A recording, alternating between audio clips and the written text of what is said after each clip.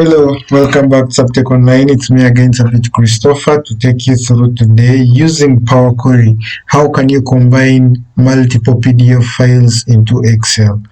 So here we have three credit card statements, which are having tables of the transaction. One of the examples is this. So our task now is to transfer all this data into an Excel sheet, maybe for further analysis. And on top of that, if it is 1, 2, 3, 4, and they are 100, how do you combine them just in a blink of an eye using Power Query to make sure that everything is transferred to Excel and you do all the analytics you need after transferring the data to Excel? So let's do that. Stay around up to the end of this video. Now, the first thing we are going to do, I'll create a new sheet here. The first thing we are going to do, we are going to use Power Query. So you'll check on some of the videos we created previously. If you have Office 2010, 2016, and 365, you have this tab of data. That's where we use the querying from. Then those who have 2013 and below, you'll have to download Power Query add-in, and after installation it will have to appear just on top in the ribbon. Then the feature we are going to use is only inclusive in 2016 and above. So if you're using less Excel version from 2010 going downwards, you'll have to use the free version of Power BI tool. Still, it also has the query functions. So we can start with Power BI. So with Power Query. So what do? We go to data. You go to get data. From file, here we have a PDF option. So this is the option you are going to use if I want to pick one of the PDF file. So the query pen, we shall wait for the query pen to open. So the moment it opens, we shall have to browse where our files are. So here, that's where my file is. I'll open that folder. So I'll pick one of the files for the start. So we shall pick the file that is June 2020. Import this. So on importation, you'll have to receive, after the connections are done to that file from Power Query, it will have to establish a navigator where you'll have to select, after previewing, exactly the table you want to transfer into Excel sheet. So all these are the tables which are already in the other PDF. So you see, if you check on this, this is one. I can open this. So we find this is one of the tables here. That's the first table. So when we go to the second,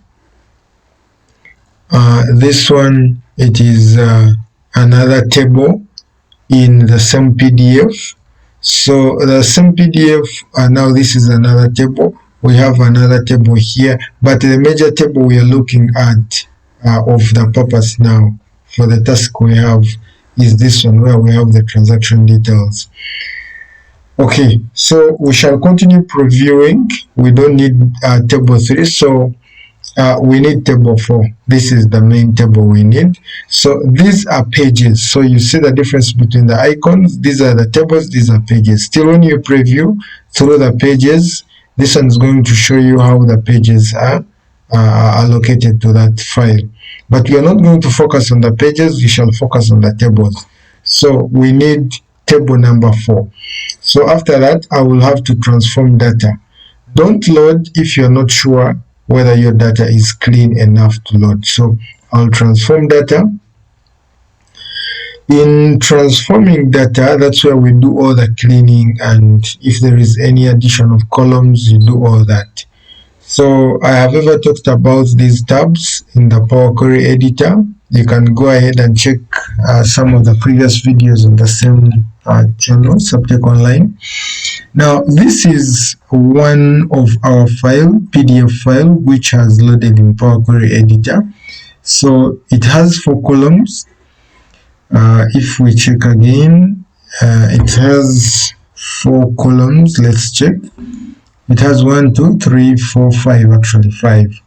So when we check this side, our query editor has the card number, it has the date of transaction, the date of processing, it has the transaction details. Now there is another column which has been created, which even has no header. So there is now this difference that has been done by Power Query AI, where it has splitted the one into 2 columns. So we shall have to combine this because we don't want the splitting to be done. So there is one of the transaction where the splitting has been done. So how do you do this? We shall select the two columns, go to transform, and here we have merge columns. So I will want to use merge columns. Then it will be asking whether I want to merge using which separator. So I don't need any separator. Here the merged header name, I can give it details. So after that, so the columns have been merged. Now we have exactly 5 columns. So if I check the data types are okay and everything is fine, so the remaining thing is to load this. So you see all the steps have been created. I can change this as one file. This is the one file loaded. Remember not to put a space in the naming. So when everything is done, I'll go back to home and close and load. So the moment I close and load this, it will create another sheet. It will create another sheet where it is going to load the spreadsheet. So all the details from this PDF,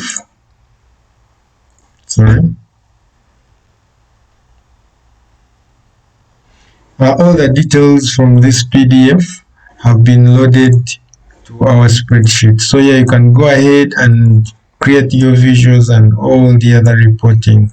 Now we go to the next. These are just 89 rows loaded. So we go to the next, where we shall need to combine all the files. So you do the same thing. You go to data.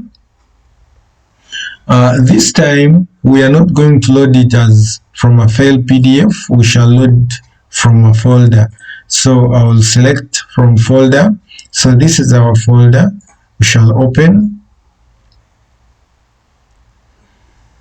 So it will open one of the dialog box where we have all the details, but our major focus is on the content. So do transform and load, or transform and transform data. So the moment the data transforms, we don't need all the other columns. That is the attributes, the file name, and when the file was accessed, the folder path. We don't need those. So that's why we should right click on the content and remove all the columns. So when you remove all the columns, you remain only with the content. Then you expand by combining the files. So you combine the files. Remember, with Power Query, every time you apply a step, the step drops in this position. Then this is the query name, which we shall have to change. Here are the queries which we have dealt with in the same workbook. So we already have a one file query, and this is what we are creating. This has already loaded for combining files. Now still, you preview the tables. Remember, our files have the same format. So from even the first scenario, the first table was the table that was having our details, the details we need. So we shall do the same. Remember, this is a sample file. They give you one file, then the other tables are merged using the same sample file. So I'll use this, and this has to load. So the processing is being done. It has to load all the three files will be combined together, and we shall witness that.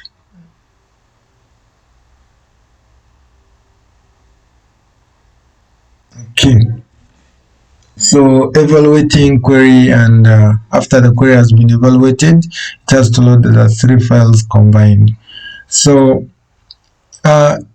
the query and all the steps creation of the helipers, that one is being taken care of by Power Query, so you never mind about this. Then the steps are always applied, so I can change this to combined files. Okay, then the same thing now here, we shall do the same thing we did.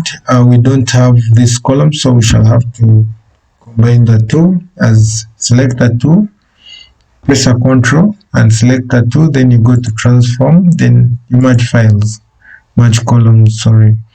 So merging columns, it will ask you for the delimiter to use or a separator. It is up to you. You can put a space. Then I give this details, and okay. So after this is combined, I can go ahead now and load. But remember, before you load, this time we are having more than one files, which means when I use one of the selection here, all is being taken care of. It's okay. But the moment when like you're combining Excels, you'll always find different headers here where you have to deactivate one after making the other one. The first row as the header. So all is good. We'll go ahead and load this, close and load. So now we are closing and loading the combined query, and you're going to check the number of rows that will be loaded, and even the month. So when you check here now, we have loaded 261 rows. So checking the dates, June, July, August, September. So which means all the three files have been combined. So in case you have another file and add it here, I'm going to copy this, recopy it, and I add another copy, so they become 4. So in case you added another file, which means if I came and refreshed this, it has to change the number of rows loaded. There are 261, and because I've duplicated one of them, you see it changes to 359. So guys, this is how you can combine your data from PDF files. Never hassle to type one by one, and at the end of the day, you can go ahead and do the analysis when everything is exported into Excel. So please, if you find this one helpful, go ahead and give us a thumbs up. Hit that bell to get a notification in at all the time when we load a video or upload a video. Then don't forget to subscribe and share with a friend. Bye bye. Meet you in another video.